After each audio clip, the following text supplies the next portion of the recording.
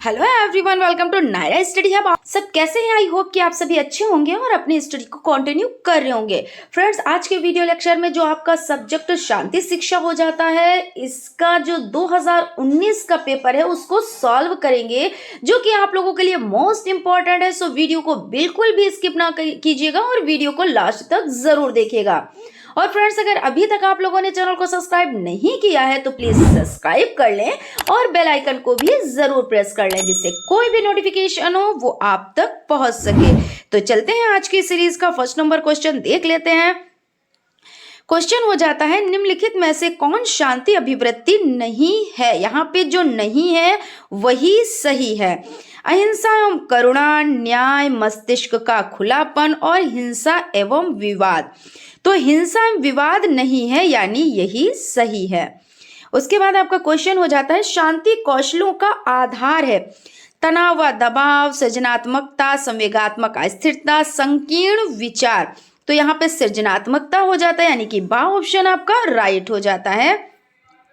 किसी को हानि पहुंचाने के उद्देश्य से किया गया व्यवहार कहा जाता है आक्रामकता, अमित्रवत व्यवहार, विघटित व्यवहार, भ्रष्टाचार। तो आक्रामकता कहा जाता है, यानी कि यह ऑप्शन आपका राइट हो जाता है।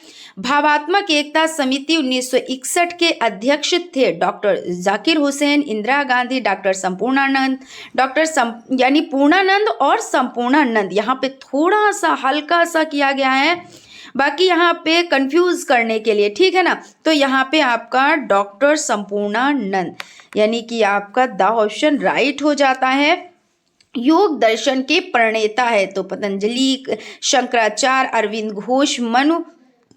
तो यहाँ पे आपका पतंजलि हो जाता है, आपका यही ऑप्शन राइट हो जाता है। देखिए, ये क्वेश्चन आपने कितने पेपर सॉल्व किए, सब में ये क्वेश्चन है, यानी आप लोगों के लिए इंपॉर्टेंट हो जाता है।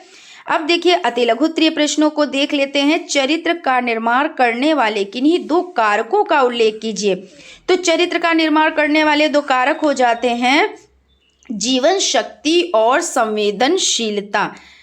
तनाव कम करने के किन्हीं दो अप्रत्यक्ष विधियों का उल्लेख कीजिए। तनाव कम करने के दो अप्रत्यक्ष विधि हैं मूवमेंट और श्वसन क्रिया। मानवाधिकार शिक्षा के दो उद्देश्य लिखिए। विश्व बंधुत्व की भावना जागृत करना, समानता की भावना जगाना। इस तरह से हो जाता है। प्रभावी शांति निर्माता बनाने हेतु विद्यार्थियों में कौन से व्यक्तित्व कौशल विकसित किया जाना चाहिए? तो प्रभावी शांति निर्माता बनाने हेतु विद्यार्थियों में खुलापन, बहिर्मुखता, कर्तव्यनिष्ठा, सहमतिजन्यता, व्यक्तित्व कौशल विकसित किया जाना चाहिए। प्राणायाम से क्या अभिप्राय है? लिखिए। प्राणायाम दो शब्दों से मिलकर बना है, प्राण प्लस आयाम। यहाँ प्राण का अर्थ है श्वास, श्वासोच्छ्वास वायु है। आयाम का अर्थ है लंबाई, विस्तार। इस प्रकार प्राणायाम का अर्थ है श्वासों का विस्तार एवं नियंत्रण। उपनिषदों में प्राणायाम को नाड़ी शुद्धि के उपाय के रूप में स्वीकार किया गया है। SDG का पूरा नाम लिखिए। संधारणीय विकास शिक्षा। इस तरह से हो जाता है। यहाँ पे आप लोगों के जो अति लघुत्तरीय टाइप क्वेश्चंस हैं वो कंप्लीट हो जाते हैं। यहाँ पर अब लघुत्तरीय टाइप क्वेश्चंस की सीरीज को देखेंगे। स्नायु विकृति से संबंधित कार्य व्यवहार पर प्रकाश डालिए। व्यक्तित्व का यह पक्ष अरुचिकर संवेगों जैसे डर, दुश्चिंता, अस्वाद व उमेदता के अनुभव करने की प्रवृत्ति की ओर संकेत करता है। यह संवेगात्मक स्थिरता एवं आवेग नियंत्रण की मात्रा को व्यक्त करता है। स्थिरता की उच्च आवश्यकता एवं स्थिर एवं शांत व्यक्तित्व में दिखाई पड़ती है, किंतु यह प्रेरणा विहीन एवं उदासीन होती है। स्थिरता की निम्न आवश्यकता उत्तेजनशील एवं प्रतिक्रियात्मक व्यक्तित्व का निर्माण करती है। ऐसे लोग कभी बहुत गतिशील होते हैं लेकिन वे असुरक्षित या अस्थिर देखे जाते हैं। इस प्रकार स्नायु विकृति के एक छोर पर सांवेगिक रूप से शांत, संतुलित, रोग भ्रमी विचारों से मुक्त व्यक्ति दिखाई पड़ता है, तो दूसरे छोर पर संवेगात्मक रूप से अस्थिर, उत्तेजित, असंतुलित, रोग भ्रमी विचारों से घिरा व्यक्ति दिखाई देता है। व्यवहारवाद की अवधारणा स्पष्ट कीजिए। व्यवहार प्रत्येक प्राणी के लिए अनिवार्य है। इसका जीवन में अत्यधिक महत्व है। यह पारस्परिक संबंधों एवं जीवन व्यापार के लिए भी अति आवश्यक है। शांत शांति के लिए भी आवश्यक है। शांति के लिए शिक्षा के संदर्भ में भी व्यवहार को जानना एवं समझना होता है। शांति के लिए निर्माणकारी व्यवहार को प्रोत्साहित करना तथा अवांछित व्यवहार को सकारात्मक तरीके से हतोत्साहित करना शिक्षा का प्रमुख दायित्व माना जाता है। इसलिए व्यवहार के संबंध में अध्ययन करना आवश्यक है। मनोवैज्ञानिकों ने व्यवहार का पर्याप्त अध्ययन किया है। व्यवहार के विभिन्न पक्षों के विषय में अध्ययन पर बल देने के कारण मनोविज्ञान में व्यवहारवाद नामक एक संप्रदाय का विकास भी हुआ है। आधुनिक मनोविज्ञान में अध्ययन उसके संप्रदायों की सीमा में न करते हुए विस्तृत परिप्रेक्ष्य में किया जाता है। इस प्रकार मनोवैज्ञानिक समस्या के समाधान में किसी एक परिप्रेक्ष्य का ही आधार न लेते हुए विभिन्न परिप्रेक्ष्यों का उपयोग किया जाता है। ये परिप्रेक्ष्य जैविक, व्यवहार परक, विश्लेषिक, संज्ञानात्मक, मानवतावादी आदि हैं। वर्तमान में उचित व्यवहार पर जीवन के प्रत्येक क्षेत्र में बल है। शांति के लिए भी उचित व्यवहार अनिवार्य है। वैश्विक दृष्टि से शांति शिक्षा की आवश्यकता को स्पष्ट कीजिए। तो विश्व में कई राष्ट्र हैं, उनमें भौगोलिक, सामाजिक, आर्थिक आदि तमाम प्रकार की असमानताएं दिखाई पड़ती हैं। कई बार एक ही राष्ट्र में विभिन्न भू रचनाएं, जलवायु, प्राकृतिक, वनस्पति, जीव जंतु आदि दिखाई पड़ते हैं। इन सब विभिन्नताओं का प्रभाव वहां के निवासियों के रंग, रूप, विकास, स्वभाव आदि पर भी दिखाई देता है। कोई राष्ट्र अपने वैज्ञानिक प्रगति के कारण या प्राकृतिक संसाधनों के कारण या किसी अन्य कारण से अधिक प्रगति कर जाता है। वहां जीवन की सुविधाएं अधिक हो जाती हैं। अपनी प्रगति के कारण कुछ राष्ट्र विकसित राष्ट्र माने जाने लगे तो कुछ विकासशील राष्ट्रों में इस प्रकार की असमानता के कारण ऊंच नीच का भाव पनपने लगता है। वे दूसरे कम विकसित राष्ट्र पर अपना प्रभुत्व स्थापित करने की चेष्टा करने लगते हैं। इसमें परस्पर वैमनस्य उत्पन्न होने लगता है। यह स्थिति किसी भी राष्ट्र के लिए उचित नहीं कही जा सकती है। इसलिए वैश्विक दृष्टि से शांति के लिए शिक्षा की वर्तमान आवश्यकता के औचित्य में कोई संदेह नहीं किया जा सकता, क्योंकि वर्तमान में शांति की विश्व में सर्वाधिक आवश्यकता है। क्वेश्चन है, मीडिया और हिंसा में क्या संबंध है, लिखिए। यह क्वेश्चन आपका है। महात्मा गांधी ने शांति की स्थापना हेतु किस प्रकार के आचरण पर बल दिया, लिखिए। या मीडिया की हिंसा में क्या भूमिका होती है। मीडिया और हिंसा का संबंध प्राचीन काल से ही देखा जा रहा है।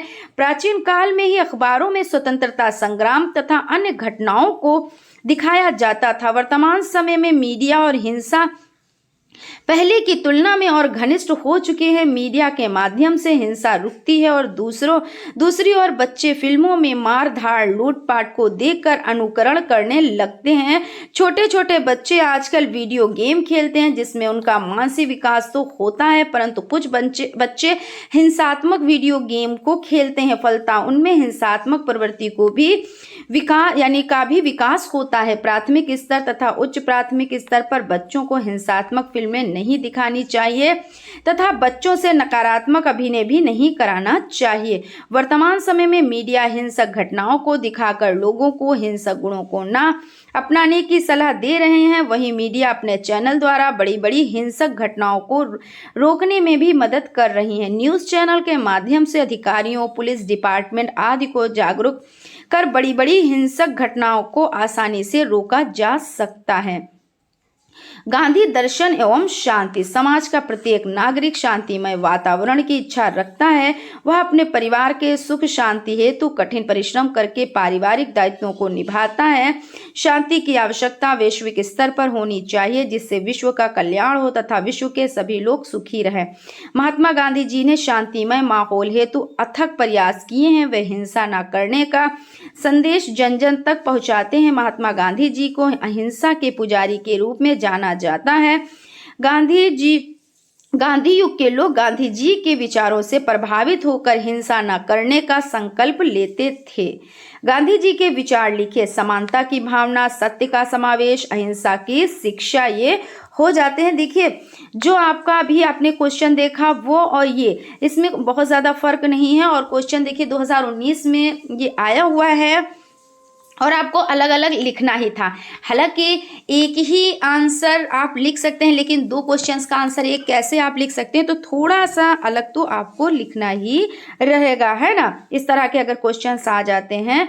मीडिया का सशक्त माध्यम टेलीविजन या दूरदर्शन जो सामान्य जीवन को प्रभावित कर रहा है। दूरदर्शन पर दिखाए जाने वाले विभिन्न प्रकार के कार्यक्रमों का दर्शकों के ऊपर गहरा प्रभाव पड़ता है। आजकल फिल्मों तथा धारावाहिकों में हत्या, बलात्कार, लूटपाट, झगड़े आदि का घटनाओं को खूब बढ़ा चढ़ाकर दिखाया जाता है। इस प्रकार की घटनाओं का मानव के ऊपर घातक तथा विकृत प्रभाव स्पष्ट रूप से पड़ रहा है। हिंसा के नए नए रास्ते इस माध्यम के द्वारा जनता सीख रही है। कई टीवी चैनलों को हिंसा की यानी क्या है कि कई टीवी चैनल हिंसा को प्रसारित कर रहे हैं। छोटे बच्चे पर इसका सीधा प्रभाव पड़ता है। आज की नई पीढ़ी इस प्रकार के प्रदर्शन से अधिक ही प्रभावित हो रही है। हिंसात्मक दृश्यों को देखते रहने से विभिन्न प्रकार के हिंसात्मक व्यवहारों में तेजी से वृद्धि हो रही है। बच्चे जिस प्रकार के दृश्यों को देखते हैं वह उसी प्रकार के हिंसात्मक व्यवहार को अपनाने की चेष्टा करते हैं।